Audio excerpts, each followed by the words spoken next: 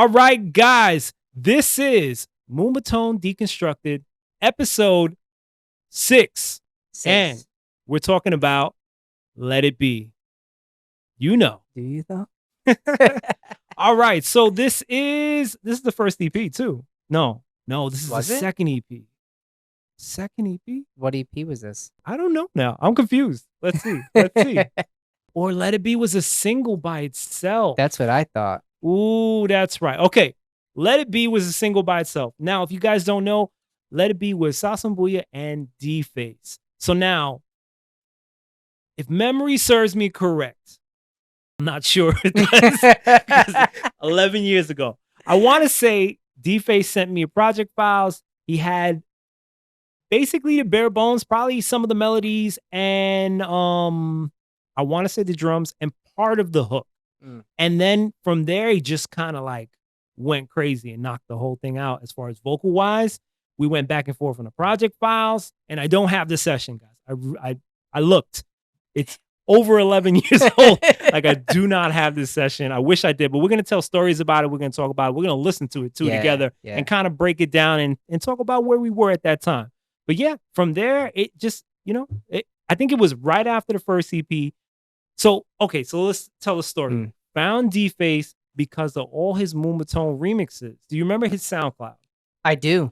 So his SoundCloud, there was a ton of remixes that nobody had ever done. Like, he was flipping all these songs into like really hard, rugged, like dubstep leads and like, bass leads. And everybody's like, who is this guy? Who is this guy? DFace. Yeah.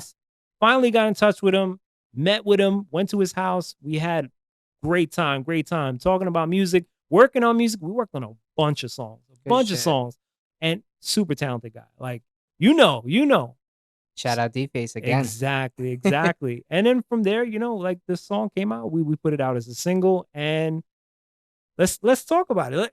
You were on the outside looking in, like, ask me some questions. Like, where can we go with this? I mean, I feel like when y'all put that song out, I remember I got the privilege of hearing it before y'all even released it, and you're like, oh, there's some shit me and DFace put together. And I had like I feel like memory serves, I had just met DFace. Awesome dude.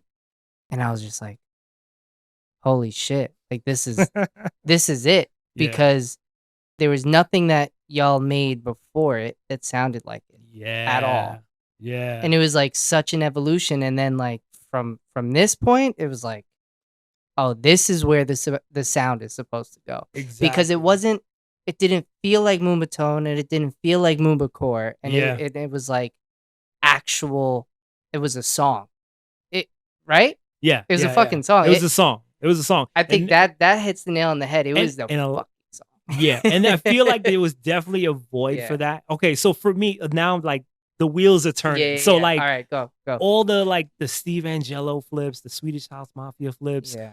What's that big song that they had that they flipped?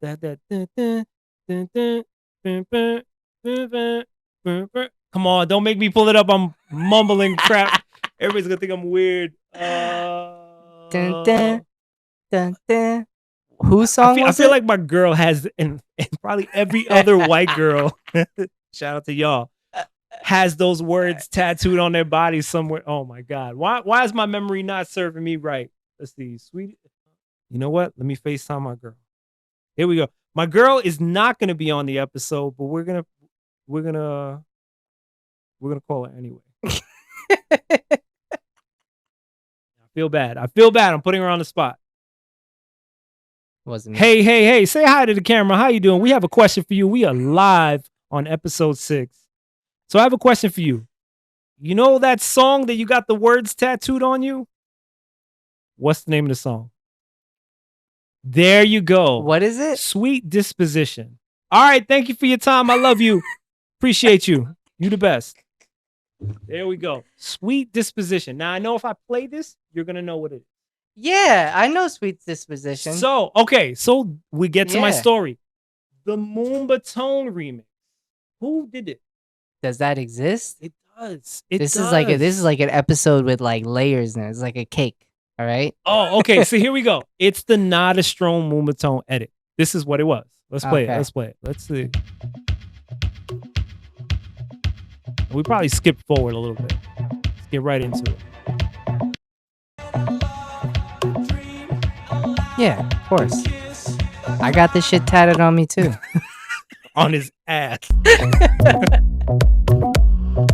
So, okay, long story short, so if you know this song, that was my thinking at the time. Hearing songs like that being flipped at the 108, 110 BPM tempo, I was like, we need to just make originals at that tempo as well with those feelings. Yes. And it wasn't being done at all. Nobody was doing it. It was just edits and remixes at the time. That's why we started making songs like that with DFace.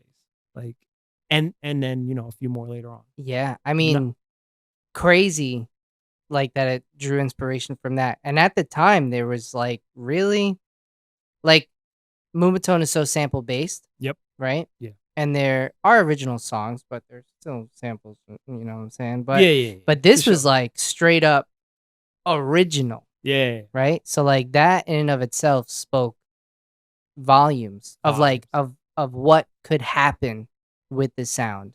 And then it did. And I mean, look at what the sound transitioned into.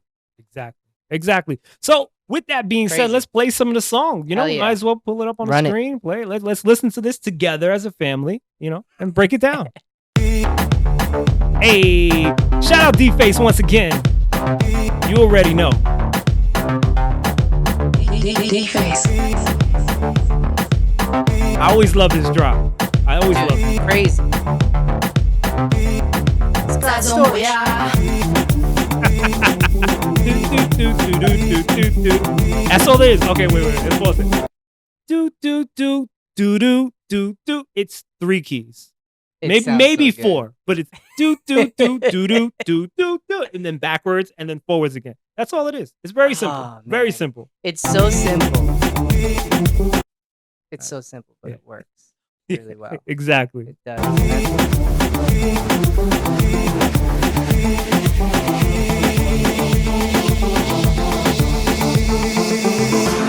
Believe what you see and laugh what you hear. My feelings are true. The end is near. If you need company, then let it be me.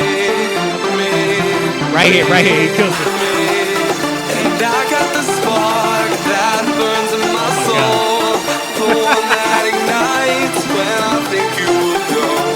So just let it be and stay next to me.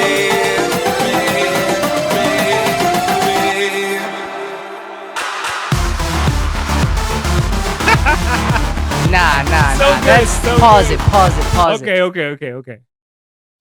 That's insane. No, it's still great. I'm sorry. I don't care who doesn't like it. That still holds up. That it's great. still holds up. I love it. I remember a very specific moment. EJ and I were in the studio. Shout out EJ. Hey. And I don't know if it had released or like we were listening to the early preview, but like we played this shit and we were both just sitting there mind blown because dude, like nothing else. Nothing else. And I feel like at the time too, if I remember back, right, this Sazon Booya was gaining a lot of traction. DFace was doing his thing too, it was going great. And I feel like y'all were starting to play bigger rooms. Yeah. And this is a bigger room sounding song. Cause like I agree. The regular Sazon Booya stuff was like that basement party, wall to wall, we're all sweating and dying. But this was like basement. This was like you're in a stadium. Exactly. That was the sound that we were going for. Okay, that, you know, perfect. like that was like big room stuff that we were just like, we have to use those type of sounds and stuff like that. It was good. It was a nice little collaborative effort. It was pretty damn awesome, man. Cross promote, you know? Said the thing. right. He said the thing. I mean, so let me ask you a question, right? Okay. So after this song, yes, right? I'm sure you and DFace definitely collabed again. Yeah. Anything else that came up like this as a byproduct? Like we need to do something again like this, or do you feel like? Yeah. I think we did the Save Me joint, which was good too. That was for the album that never came out.